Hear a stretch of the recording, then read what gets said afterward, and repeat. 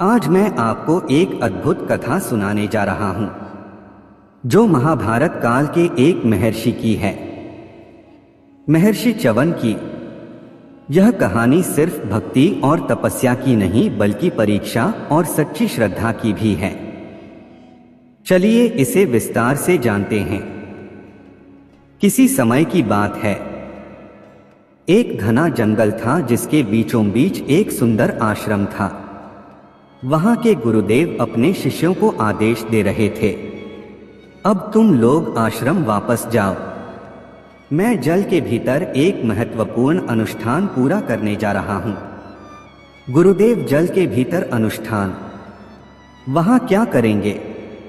गुरुदेव ने मुस्कुराते हुए कहा, यह एक विशेष साधना है। आश्रम की पूरी जिम्मेदारी अब तुम पर है। ध्यान रखना कि कोई कष्ट न हो। यह कहकर वे जल में समा गए और उनकी जल साधना प्रारंभ हुई। बरसों बीत गए। एक दिन कुछ मछुआरे नदी में जाल डाल रहे थे।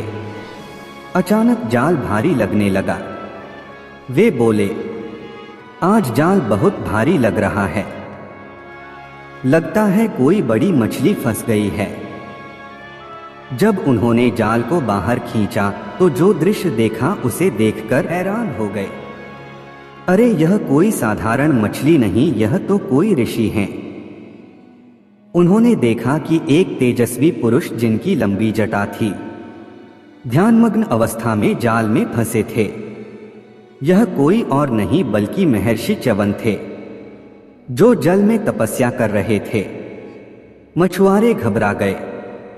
हे ऋषिवर, हमसे बहुत बड़ा अपराध हो गया, हमें क्षमा कर दीजिए। च्यवन ऋषि ने आंखें खोलीं और बोले, वत्स, तुमने कोई अपराध नहीं किया। यह तो संयोग की बात है कि मैं तुम्हारे जाल में आ गया। मछुआरों ने निवेदन किया, हे मुनिवर, हमें बताइए कि हम आपकी क्या सेवा कर सकते हैं। च्यवन ऋषि गंभीर स्वर में बोले, जिस प्रकार तुम मछलियों को पकड़कर उनका मूल्य लेते हो, उसी प्रकार अब मेरा भी मूल्य चुकाना होगा। हैरान हो गए, लेकिन ऋषिवर, आपका मूल्य कैसे चुकाया जाए? च्यवन ऋषि बोले, चलो मुझे अपने राजा नहुष के पास ले चलो, वही इस प्रश्न का उत्तर देंगे। राजा नहुष के दरबार में मछुआरे महर्षि च्यवन को लेकर राजा नहुष के दरबार में पहुंचे। राजा ने जब सुना कि जल में तपस्या कर रहे च्यवन ऋषि उनके राज्य में पधारे हैं, तो वे बहुत प्रसन्न हुए। हे महर्षि, आपका हमारे राज्य में स्वागत है। हमें बताइए, हम आपकी क्या सेवा कर सकते हैं? च्यवन ऋषि बोले, राजन, जैसे मछुआरे मछलियों का मूल्य चुकाते हैं, वैसे ही मेरा भी मूल्य चुकाया जाए। राजा नहुष यह सुनकर असमंजस में पड़ गए। उन्होंने अपने महामंत्री से परामर्श किया और कहा, हम महर्षि च्यवन के मूल्य के रूप में 1,000 स्वर्ण मुद्राएं देने का आदेश देते हैं। च्यवन ऋषि ने सिर हिलाया, राजन, यह पर्याप्त नहीं है। राजा ने राशि बढ़ा दी, तो फिर 1,00,000 स्वर्ण मुद्राएं दी जाए। च्यवन ऋषि बोले, यह भी मेरा मूल्य नहीं है। राजा ने आदेश दिया, तो फिर 1 करोड़ स्वर्ण मुद्राएं दे दी जाए। लेकिन च्यवन ऋषि शांत स्वर में बोले, राजन, 1 करोड़ स्वर्ण मुद्राएं भी मेरा उचित मूल्य नहीं है। अब राजा असमंजस में पड़ गए। हे महर्षि, फिर आपका उचित मूल्य क्या है? देवराज नारद का समाधान। तभी वहां देवराज नारद प्रकट हुए। नारायण नारायण राजन, आप क्यों इतने चिंतित हैं? राजा नहुष ने उन्हें पूरी बात बताई। नारद मुस्कुराए और बोले, राजन, ब्राह्मण और गौ का कुल एक ही होता है, अस्तु आप इनका मूल्य 1 गाय देकर चुका सकते हैं। राजा चौंक गए। सिर्फ 1 गाय? क्या यह पर्याप्त होगा?